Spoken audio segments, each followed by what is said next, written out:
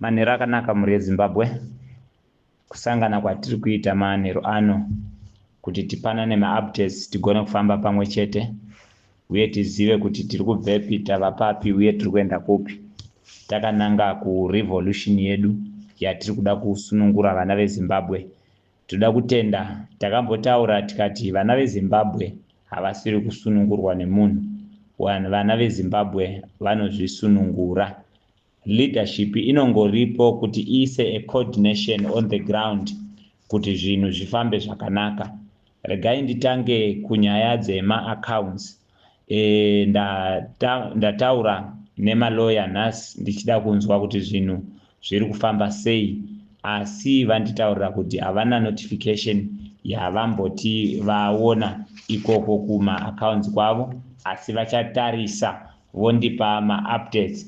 Asi zvandinotenda ndezvekuti tazoonesana kuti they need to conduct me in weekly basis on each and every day, the last day of the week, per every week, kuti vatipe ma-updates kuti zviri kufamba sei, tizive kuti tava papi ne-fundraising towards ma-legal fees avo, since ndiwo ma-holders e-trust account iri kuiswa mari yekubatsira Comrade Nyoka Yemabhunu. Asi kuZimbabwe panhamba dze-EcoCash dzatakaisa ikoko, tataura navo vachititi aiwa pane zvishoma zvavako, it was about $39.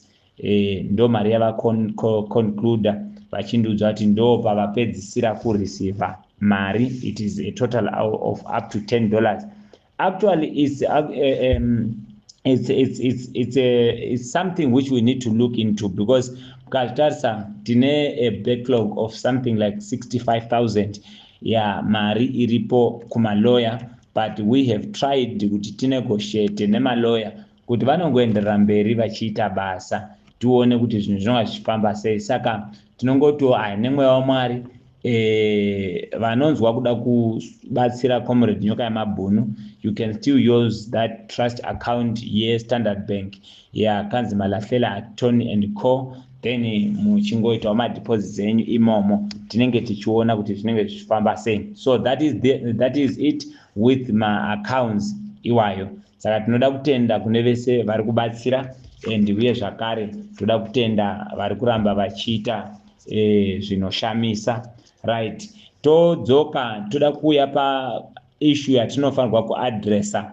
Ndanzi nditaure uye zvakare I think vazhinji venyu vari muno munozvinzwisisa.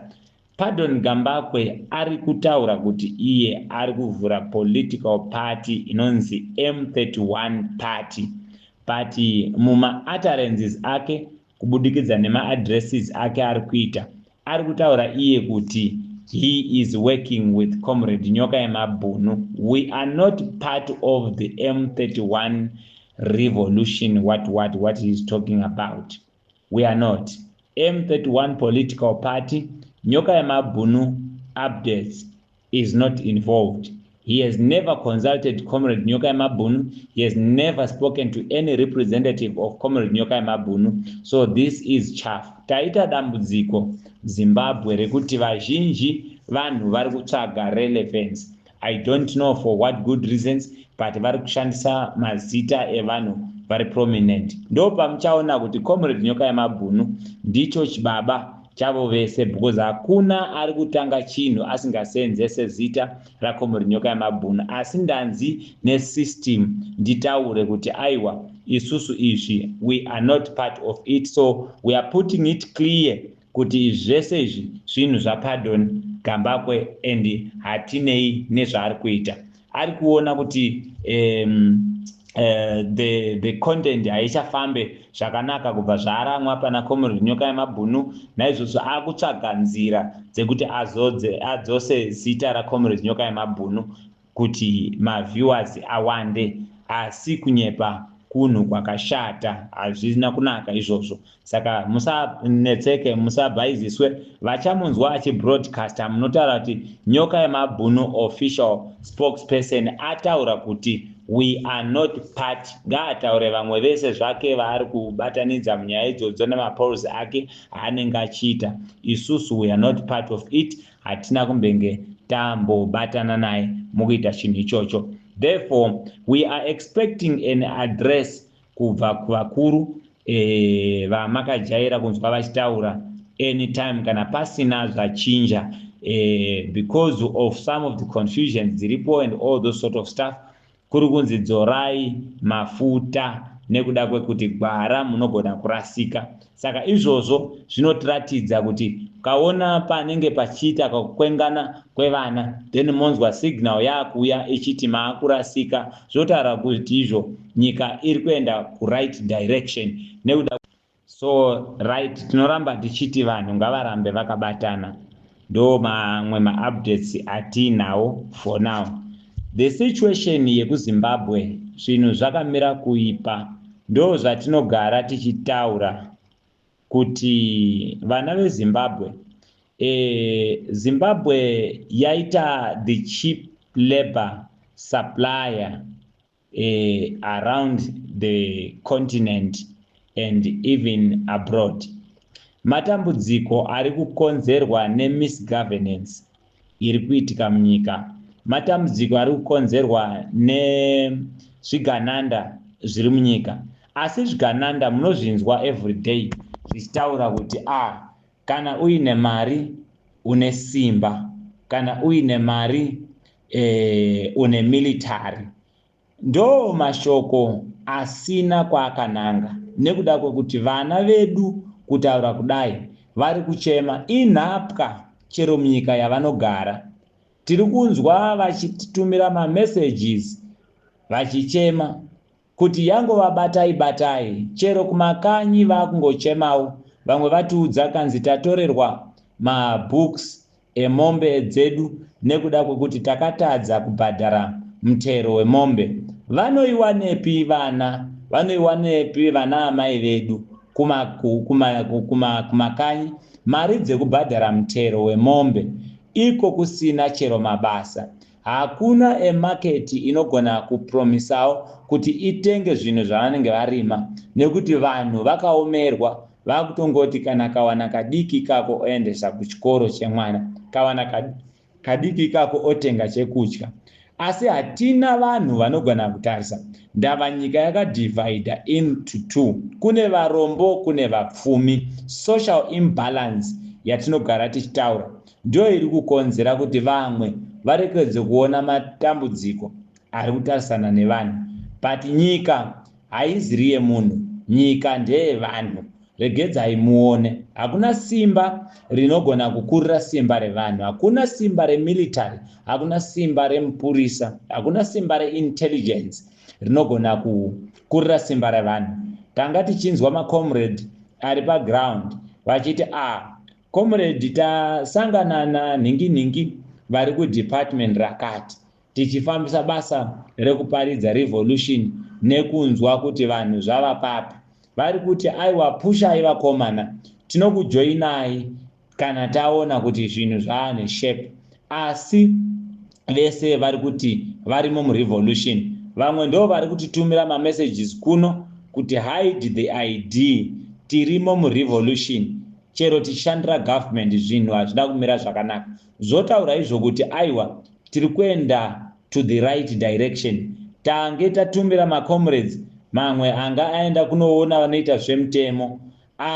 Tiri kunzwa kuti vamwe havana kuwanikwa, vamwe vawanikwa. Asi vawanikwa vacho vataura kuti tirimo muchingungundengu, tinavo vanhu. Nekuda kwekuti taida kuziva kuti vanoita zvemutemo vanofamba nemutemo nevanhu here kana kuti vanofamba nemutemo nezvigananda. Saka tinotenda kuti zvinhu zvese zviri kufamba zvakanaka. Revolution iri kuenda palevel imwe yatinotenda kuti ichashandura upenyu hwevana. Nyika ikatanga kurwirwa nevaridzi vayo hakuna chinoramba. Kana nyika ikatanga kurwirwa nevaridzi vayo hakunazve munhu anogona kuibvuta kuisa mumaoko ake, nekuda kwekuti pamasikirwo nyika ndeye vanhu. Saka tinoda kuti vanhu vatonge nyika, nekuda kwekuti ivo havana kumwe kwavachawana nhaka yavo vanoiwanira munyika. Ndo saka muchinzwa tichiti vanhu ngavabatane kubatana ikoko ndiro simba richatiita kuti mangwana tinenge tiine chinobatika. Uye zvakare bhaibheri rinonyatsotaura kuti munhu akarurama ndeuya anosiyira vana vevana vake nhaka. Saka ndo mamiriro akaita zvinhu, rambai makabatana uye rambai muchidzidzisana nekuda kwokuti we need each other. Chinonzi revolution chakatakura zvinhu zvakawanda. Unogona kunongedza umwe kuti iwe uri mupolitician, wobva ati uri revolution, woti aiwa imwe magara muri kumilitary kana muri kugovernment. We need each other nekuti revolution inoda political jacket kuti tirane ma-administrative issues kana nyika ichinge yagadzikana. At the same time, political jacket inoda a revolution nekuti democratic way ine painoperera sezvasvika Zimbabwe izvezvi. The democratic way haichakwanisi kusunungura Zimbabwe. Ndava the state is captured. Everything is under the control of the cabal.